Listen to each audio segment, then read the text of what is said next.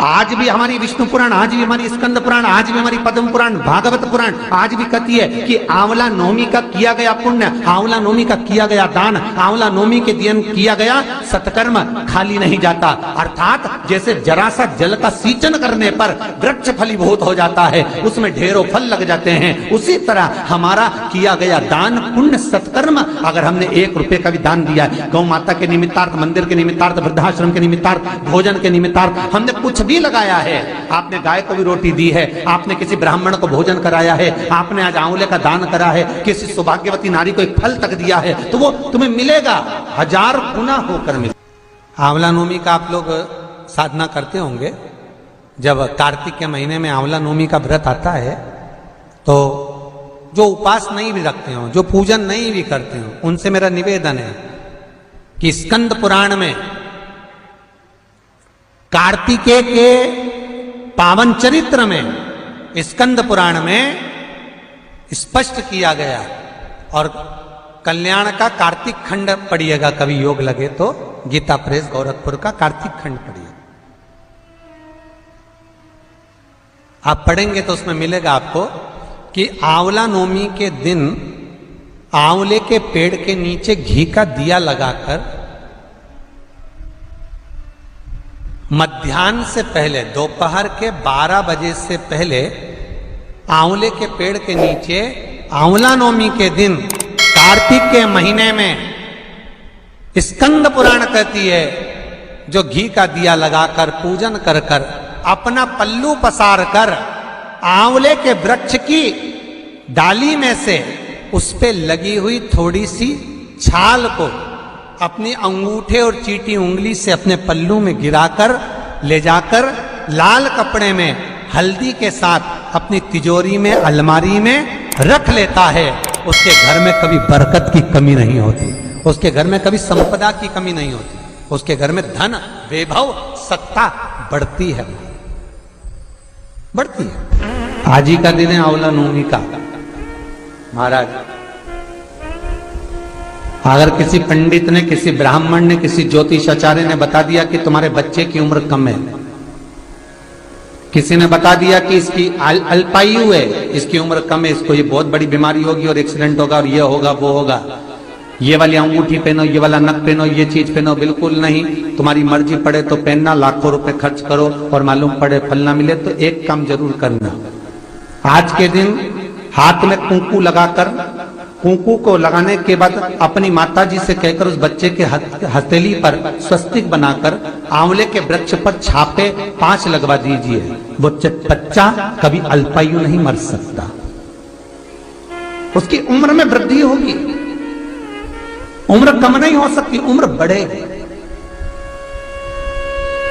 सौभाग्यवती माताएं आज आंवले के पेड़ के नीचे पूजन क्यों करती है? सौभाग्यवती माताएं आज आंवले के पेड़ के नीचे फल का दान क्यों करती है? सौभाग्यवती माताएं आज ब्राह्मण को भोजन आंवले के वृक्ष के नीचे क्यों कराती है? सौभाग्यवती माताएं आज आंवले के पेड़ के नीचे बैठकर भोजन क्यों करती है? अखंड सौभाग्यता के लिए कि आज मैंने अगर एक बिंदी भी दी है, अगर आज मैंने मेहंदी भी दी है, आज मैंने जरा सा कुंकू का भी दान आंवले के वृक्ष के नीचे करा है, तो उसका फल मुझे हजारों गुना मिलना चाहिए, मेरा सौभाग्य अमर होना चाहिए। आज ही का दिन है महाराज, अक्षय नवमी। विष्णु पुराण कहती है, स्कंद पुराण कहती है, मान लो कोई आंवले का पेड़ आपने लगाया, बहुत बड़ा हो गया, उसमें फल नहीं लग रहा है, वो फलित नहीं हो रहा, बहुत बड़ा हो गया, उसमें एक फल नहीं लगा, तो किसी पवित्र नदी का, गंगा, यमुना, सरयू, नर्मदा, क्षिप्रा, मंदाकिनी, गोदावरी,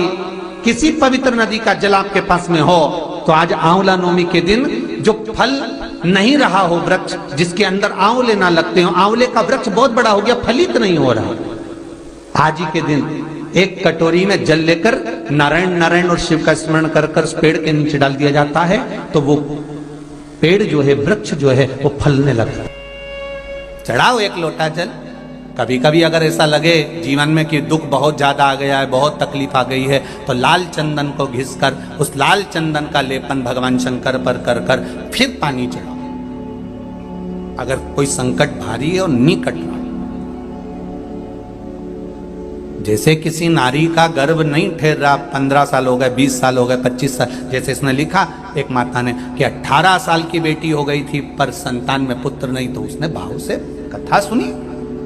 इसे आपके भीतर अगर 20 साल हो गए, 25 साल हो गए, 30 साल हो गए, संतान का सुख ही नहीं है, लाल चंदन का लेपन बाबा भोलेनाथ पर करना प्रारंभ करो। पीठिका पर लाल चंदन का लेपन करना प्रारंभ करो। लाल चंदन से बाबा का श्रृंगार करना प्रारंभ करो। एक बेलपत्री पर लाल चंदन, दोनों पत्ती नीचे वाली, जो नीचे की जो 2 पत्ती होती है, इस पे लाल चंदन और बीच वाली पत्ती पर पीला चंदन लगाकर बाबा के शिवलिंग को समर्पित करिए, बाबा से प्रार्थना करिए, रोज प्रार्थना करो। परंतु एक बात का स्मरण रहे, 25 साल हो गए, 20 साल हो गए, 30 साल हो गए, संतान नहीं,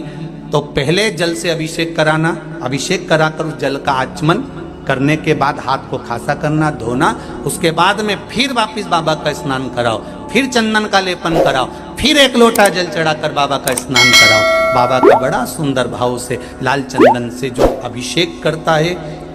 बाबा को लेपन कर कर फिर जल चढ़ समर्पित करता है, निश्चित है उसकी गोदी मेरा देव अधिदेव महादेव जरूर भरता है, ये निश्चितता है। हम तो बेटियों से भी कहते हैं, जिसका विवाह नहीं हो रहा हो,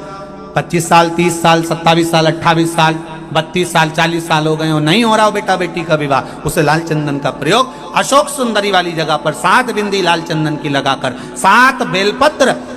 7 बिंदी पर रखिए और महाराज अपनी कामना कर कर भगवान से आइए, बाबा देगा, करेगा, 3-4 महीने में विवाह पक्का करेगा। ये लाल चंदन की महत्वता है, शुद्ध